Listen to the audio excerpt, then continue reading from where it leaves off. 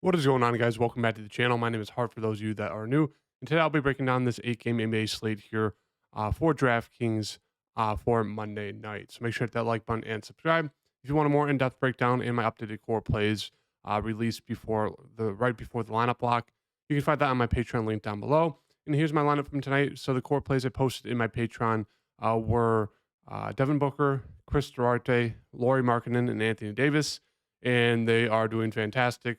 Booker, very disappointing because that game I think went into two overtimes, maybe even three, and he only finished with 45 there. I don't think he shot the ball well at all, but still, we'll take 45 from him. Chris Duarte was great there, obviously super chalky, 39%. He dropped a 34 bomb there starting. Laurie was fantastic, super low owned. He dropped a 70 bomb there basically for us. And Anthony Davis is also extremely low owned. I would have thought these guys would have been higher owned just with how much chalk or excuse me, how much value kind of open up throughout the day leading up to the slate. And Anthony Davis is having a fantastic game there. Should hopefully get another rebound. It looks like he'll probably drop a 50 plus bomb there. So yeah, I'm making a couple bucks right now. Hopefully I can double up my money here. But yeah, that's kind of the review of the core plays. Fantastic. So hopefully we can do that for this slate tomorrow. But jumping into this first game here, obviously Milwaukee versus Washington. Fantastic spot and matchup here for Milwaukee. Washington's been brutal. Obviously, there's some blowout risk just with how bad Washington's been, but it's a fantastic spot for a guy like Giannis here, who's been up and down playing alongside Dame, but still 11K for Giannis in this matchup. Absolutely love him. Dame's a fine contrarian option. And then Bobby and Brook, they're fine plays if you land on them. I don't love the price tag on Bobby just with kind of the minutes he's getting right now. And with Brook, he's not shooting the ball a ton, but they both still have upside and can definitely get you there. If you wanted to go that route, I wouldn't suggest it, but they do have some upside. In terms of everyone else, Middleton is back in this game, so a guy like Pat Connaughton is not going to get as much minutes as he has the past two games there when he's been playing pretty solid. But yeah, not much interest for any of these value guys for me. I mean, Beauchamp is still out, so Connaughton should still probably see around low 20s minutes, 4,400. He's okay, and that's really it. I don't think they're giving Andre Jackson some much run there. But yeah, it's really just going to be honest for me and Dame, and then maybe if you land on one of like the mid range guys. For the Washington side here, I mean, if they keep this game close, it's most likely going to be because of Kuzma. Poole, he's just been absolutely god awful. If you guys, as you guys can see here, but one of these games, he's gonna have a really good game, and I actually do really like this price tag. So I don't mind buying into Poole here for this matchup. Denny, he's just been pretty solid there. Kind of one of those guys who can stuff the stat sheet, does a little bit of everything. Trey Jones, the minutes are just all over the board. He's not very aggressive right now, so I think he's a fine play. He does have some upside, but it's just he hasn't been aggressive. Gafford, if he can stay out of foul trouble, they're going to need him. I think he's a pretty solid option there at 5.3K. Bilal, hook him off the bench, see high 20s, possibly into the 30-minute range. He's an okay value. They probably will need some Gallo, so I don't mind taking a shot on him. He's been productive when he's out there. Should see around 20 minutes, maybe a little bit more. They'll probably need his size. Kispert, we'll see some run, mid 20s. He's an okay value. And then Shaman as well. He'll see a little bit of run, but nothing too crazy there. Maybe they'll dust off Mike Muscala a tad. We'll have to wait and see kind of what they do with the starting lineup because Milwaukee obviously is very tall, and Washington's not that tall at all. Moving on to Boston here. I absolutely love the price tags. Absolutely love this matchup. Obviously, huge blow at risk here for Boston and Charlotte. Obviously, Charlotte's not the best team. Pretty brutal, but absolutely love the price tag of Jason Tatum here. Brown, Porzingis, Holiday, all fine mid-range plays if you land on them. Not more secondary plays for me. White, once again, I do like White here at 6.3K. Horford coming off the bench, don't love that. And then these value guys are kind of priced up a little bit too high for me.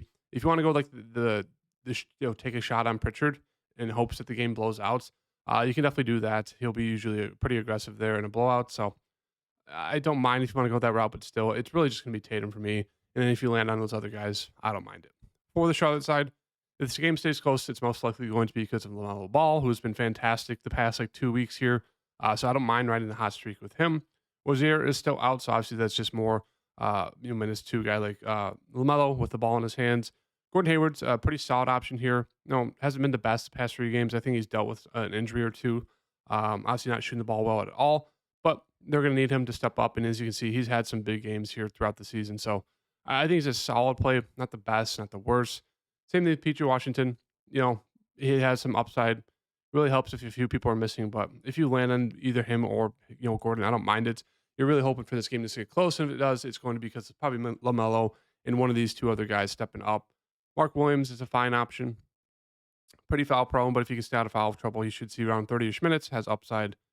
Um, Brandon Miller has been starting. He's a fine option there as well. Don't have a lot of interest in him. I have a ton of interest in Miles Bridges, who's off the bench, 33 minutes and 32 minutes the past two games there. He's stuffing the stat sheet, so I absolutely love him there at 5.7K. Obviously, the only risk here is the blowout risk, but still, I think it's way too cheap of a price tag for a guy who's seen a ton of minutes. He's been very, very productive off the bench there. And that's really it. With him coming off the bench, it kind of eats up all the usage. For the Denver side here, absolutely love Jokic, but almost 13K here. Going to be tough to get to him if there's not value that opens up throughout the day. So that's my only caveat there. MPJ, Gordon, Reggie, all fine plays. I still have interest in Reggie here. The minutes kind of been all over the board, but should see hopefully close to 30 minutes, which makes him a solid play at 5,000, being the lead point guard. These value plays off the bench, I have a little bit of interest in KCP. Not the most aggressive. Really need him to do well, hitting his threes or get a couple steals and blocks to really pay off. But he's fine if you land on him. Christian Brown has actually been pretty aggressive recently in terms of shooting the ball the past few games. So if you want to land on him, you can. But yeah, not a lot of interest in the Denver side for me right now. Detroit side, Cade, I think is still very, very cheap price tag for a guy that should see, you know, about 40, 38 minutes, going to shoot the ball close to 20 times. Does have double upside with the assists. So once again, I still think, Cade's a really, really strong play. Same thing with Asar. He's just been an absolute beast at all the peripheral stats. So I do think he's a pretty solid play there. Duran, I actually like him a lot here if he does, play, which hopefully he should be back. I think he will. So I actually do really like him, taking a shot on him. Not the best matchup guarding Jokic, but if he can stay out of foul trouble, we know Duran has massive upside. Stewart to find play. And then in terms of the guards, if I'm going to get to one, it's probably going to be Alec Burks. But we do have to keep an eye on Killian Hayes news because if he is out for this game, we're going to have to see who they start. They started Kevin Knox the other night. He's pretty solid. I think it was for that game there. He threw up a double. No, this Toronto game. He wasn't the best, 2 of 11, but he was aggressive. So it was nice to see that. But yeah, what to see who they start if Killian Hayes is out. If Killian Hayes is back, then the only guard I'd probably take a shot on would be Burks. He seems to be the most productive. I mean, sure, you can land on Ivy. It's just one of those things. It's just they're all getting a ton of minutes, and you just don't really feel great landing on any of them. Moving on to the Clippers here versus the Spurs. Fantastic matchup for the Clippers. George, Kawhi look like fine contrarian options at their price range. Don't love the price for Harden.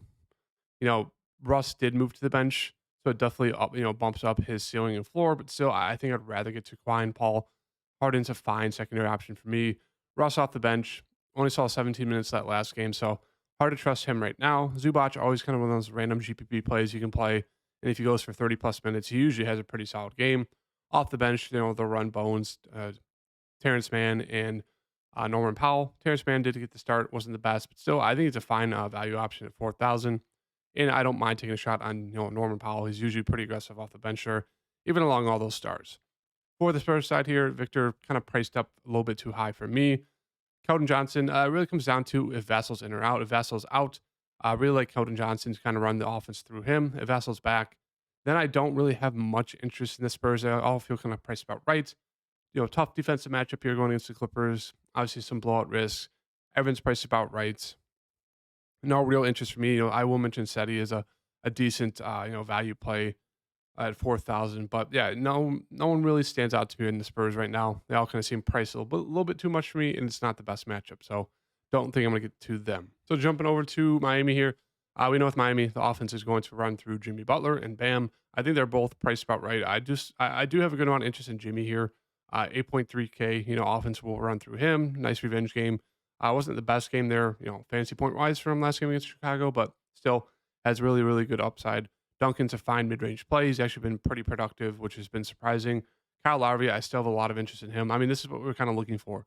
About 30 minutes, he should put up, close to 25 fantasy points if he hits his shots, gets a couple steals. So I still have a good amount of interest in Kyle Lowry at 5.3K as of right now.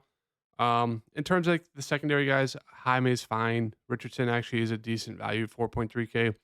Hasn't been the most aggressive, but still he's seen mid-20s minutes. So he can definitely get you there at 4.3. Kevin Love, they have been, mix him into the rotation once again, and he's productive. So I don't mind taking a shot on him at 3.8. And then Caleb Martin, only seen around 15 minutes, was more aggressive that last game, 2 of 9. So if he does hit his shots, he could get you there in 15 minutes. So 3.7, definitely dart throw, but still, I think there's some interest in him for me. For the Bulls side, they do seem a little bit too cheap. Vooch, Zach, DeMar. I think it's kind of the order of how I rank them. Vooch is probably the safest bet. Zach probably has the highest ceiling on all of them just because he's a very good scorer.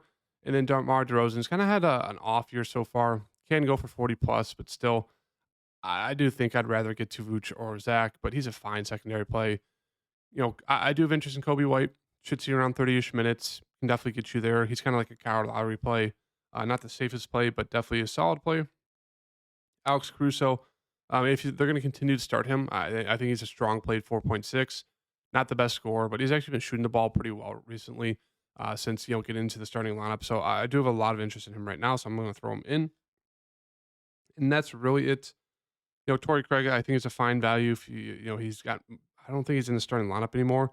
He's back to the bench, but still, I think he's an okay value, and that's really it for me. Moving on to the Kings here, Sabonis. I mean, he's just been unreal. Just been absolutely fantastic. Coming off almost a 60 bomb here today, 13 to 15. I mean, he's just making every shot close to the basket. So looks like one of the best, spend up and safest options there. I do have a lot of interest in Fox, one other guy who's absolutely killing it right now.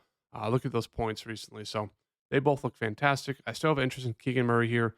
Usually pretty aggressive. Going to see mid 30s minutes. If he hits his shots, he definitely has some solid upside. Hurt is questionable. If he misses once again, I do think they'll start Duarte, who is pretty cheap, 3.1K, actually cheaper tomorrow than he is tonight. I think he's 3.2K tonight, but yeah, he got the start. Was really strong there, 13, 8, 4, 2 steals. So if he starts once again, he's going to be probably the chalkiest but best value play of the day. So I had to keep an eye out for the Herder news. Obviously, if Herder's back, then I don't have much interest in Duarte, unless he randomly starts again. But Monk there, I think he's a fine GPP play off the bench. And that's really it. Sure, you can take a shot on JaVale McGee. Maybe there's foul trouble for Sabonis. You never know what happens, but that'd be just a little bit of a force. On to the Pelicans here. Brandon Ingram coming off a great game there. Last game, 37-4. I think he's a strong play. The offense is going to run through him and Zion. I think I'd rather get to Zion for that price tag difference, but still, they're both decent plays. Nothing really sticks out to me for them. I do have interest in, J-Val, one of those guys, as I said, if he can get close to 30 minutes, he could absolutely smash. They're going to need his defense against Sabonis, so I do have a good amount of interest in J-Val right now. Herb Jones has actually been stepping up recently in terms of fantasy points. Hasn't been shooting the ball a ton, 8, and 7 shot attempts, but still, 44 fantasy points, 27 and almost 40 there. He's been an absolute beast against steals and blocks. That's been like half his fantasy points there. So yeah, I mean, I like riding the streak there with him, defensively. Dyson Daniels finally priced up to about 6K there. I still think he's a strong play if he does start. Been doing a little bit of everything. Murphy's still out. I still like Najee Marshall. He did get priced up. Saw 24 minutes, but wasn't the most aggressive. Was pretty lackluster in terms of production. But as you can see, he can put up fancy points in a short amount of time. So I still think he's a fine play if you do land on him for value. And that's really it. Not a ton of interest for the Pelicans for me, besides probably J-Val right now. Moving on to the last 2 games here. We have the Knicks versus the Wolves. For the Knicks here, Randall, I think he's a decent play. Brunson, I think he's fine. More just, secondary options for me. I do have a good amount of interest in Barrett here, who's missed the past few games with a migraine. In a normal game, he should see about mid-30s minutes. Probably will shoot the ball 15 times a game. Not the most efficient, but still 6.2 if he goes for 30, 35 plus. That's pretty solid there. With him back, Hart will move back to the bench. They did start DiVincenzo, who had a pretty strong game. There were 44 fantasy points. Obviously, he went 7 and 10 from 3. But if he's going to start again, I still think he's a fine play at 5,000. He'd probably be the second most interesting play for me behind Barrett. And then quickly off the bench, he's always a GPP play just because he can absolutely go off there in a short amount of time. Very good score. But yeah, that's really it for the Knicks for Minnesota here. Still absolutely love the price tag here of Ant. Just fouled out that last game. Pretty disappointing performance because of that, but still 8.7 is pretty cheap for the usage and the ceiling for him. Same with Towns. I really like him. He's been a lot better recently. Almost, 50 bomb in the past, 5 games straight. Besides that game versus Phoenix, where he I think had foul trouble, but still really good price tag here on Anthony Edwards and Ant. Gobert is a strong secondary play. Conley's there, Anderson's there, Naz Reid. I do have a good amount of interest in him. Hasn't been the best recently, but still should see around 20-ish minutes if Cat or Gobert get in foul trouble. Naz Reid's going to pick that up, and he's a very, very strong point per minute guy. So I think that's a very interesting price tag for him at 4.3K. Then heading into the last game here, obviously for Houston, Sengun looks great. Van Fleet, I think they're both strong plays here. Van Fleet's playing a ton of minutes recently. Has 3 games in a row, 40 minutes or more. So he looks really, really strong there at their price tag and for the minutes. And that's really it. Jalen Green's more of a secondary play for me. Jamari Smith just not shooting the ball a ton, very up and down. Eason, he's not going to play tomorrow. He's out. He played tonight, not going to play tomorrow. So with him out, they'll move Jalen Tate. Jeff Green will probably get some more runs, so he's a fine option for value. Same thing with Tate. And then maybe they'll dust off someone else. But yeah, nothing too crazy there in terms of him being out. For Golden State, Steph is back, so I think he's a great spin up play here, coming off that knee injury. With him back, I wouldn't be surprised if Clay actually explodes, who's been god awful the past few games there with no Steph. So I actually like him as like a sneaky play alongside Jordan Poole, like two guys that have been brutal this year, but still, if they hit their shots, they can absolutely nuke the slate. So do have interest in Clay, but yeah, absolutely love Steph. And with him back, everyone else is more just secondary options. Still have a good amount of interest in Looney. I mean, he's one of those guys who's very, very productive when he's out there.